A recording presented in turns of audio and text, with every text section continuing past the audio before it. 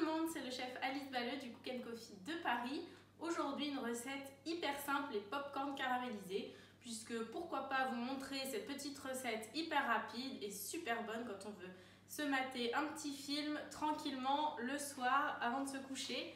Donc pour ça, j'ai besoin de quoi? D'huile neutre, de pop-corn, de sucre et d'eau. Donc vous voyez, c'est très très simple. Donc pour ça, on va commencer à mettre de l'huile au fond de notre bol. Donc je pourrais vous donner des proportions.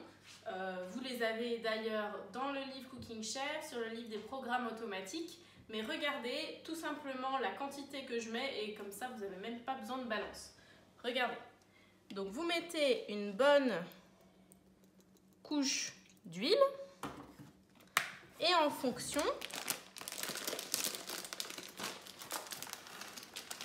vous mettez des pop-corn qui arrivent à peu près au niveau de l'huile. Et tout ça, on va le mettre directement dans notre robot Cooking Chef. Gourmet, puisque dans le premium, malheureusement, on ne peut pas, puisqu'il nous faut les 180 degrés. Mais sinon, vous pouvez faire vos pop-corn au micro-ondes ou à la casserole et votre caramel également. Donc, on referme avec le couvercle anti-projection, ne pas oublier, hein, sinon c'est la fête à la maison. Et là, très important, on va dans les programmes automatiques, puisqu'en réalité, dans les programmes automatiques, dans la version popcorn, la température est un petit peu plus haute que 180 degrés, ce qui permet au popcorn de bien éclater. Petite précision également, alors j'ai remarqué que les popcorn bio éclataient moins bien que les autres. Donc après, vous faites comme vous voulez, mais c'est vrai que cette marque est vraiment pas mal. Après, vous voyez ce que vous trouvez, hein. Donc, on va dans les programmes automatiques. Pour ça, on va sur ces petits traits, programme, préparation sucrée, autres, popcorn. On valide, on met sur la petite flèche. Là, ça va chauffer et ensuite, on va devoir revalider quand ça va nous émettre un signal sonore. Et ensuite, on verra que nos popcorn auront bien éclaté. Donc, soit vous laissez le temps du programme, c'est-à-dire environ une dizaine de minutes. De toute façon, ça ne peut pas être trop cuit à 180 degrés. Hein. Soit vous arrêtez avant la fin du programme si vous entendez que les popcorn n'éclatent plus. A tout à l'heure. Ça y est, le programme est terminé. Alors, regardez, je vais vous montrer. Vous voyez la quantité de popcorn qu'on obtient après la si petite quantité que j'ai mis dans mon bol. Donc vous voyez, c'est top. Donc je vais la débarrasser directement dans un saladier. Et là, on va pouvoir faire le caramel. Donc pour ça, le caramel au Cooking Chef à 180 degrés, vous mettez moitié moins d'eau que de sucre. Donc là, on va mettre environ 150 g de sucre, 75 g d'eau. C'est l'eau qui va permettre au sucre de se caraméliser plus rapidement directement à 180 degrés. Si vous êtes à la poêle ou à la casserole, là vous pouvez faire le sucre à sec. Dans tous les cas, la seule règle pour le caramel, vous ne mélangez pas un caramel. Ça c'est très important. Vous le laissez colorer et dès qu'il est fondu un peu coloré, là vous pouvez éventuellement mélanger si par exemple votre poêle est plus grande que votre feu, etc. Mais au départ, on ne mélange jamais un caramel, sinon il se cristallise et ça vous fait des chouchous autour des noisettes. Hein. Donc, on va mettre 150 g de sucre. Hop.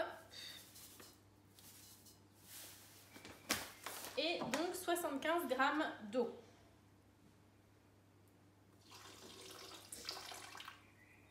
Voilà.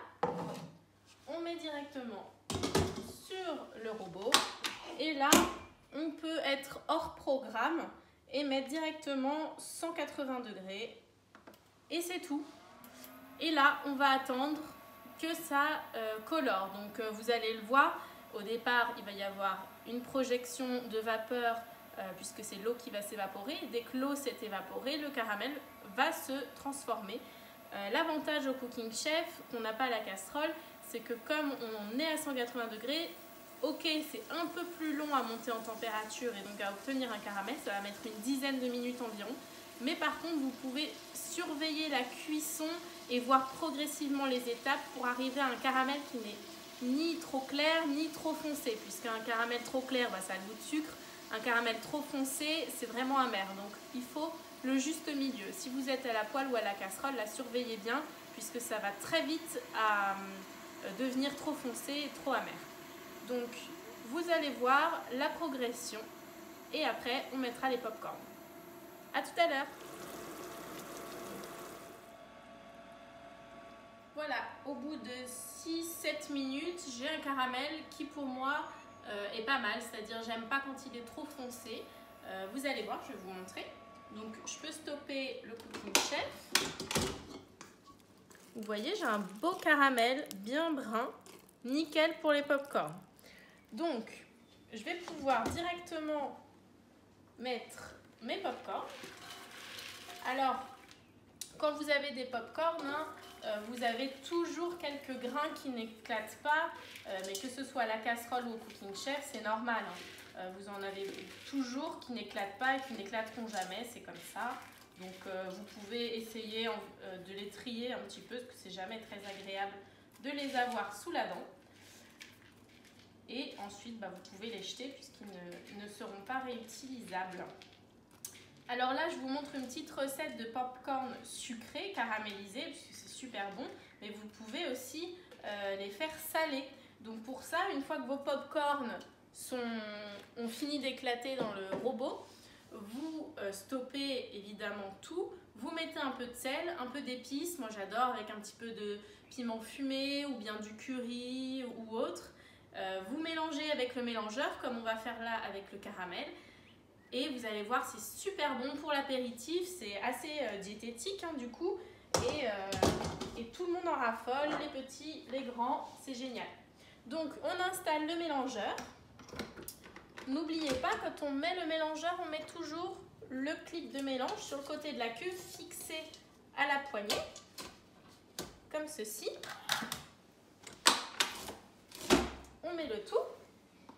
On rallume le robot et donc là on va mettre sur le mélange 0 pour mélanger délicatement notre préparation. Alors si vous avez une grosse quantité de pop-corn, vous pouvez mettre le couvercle parce que sinon il y a quelques pop-corn qui peuvent se balader.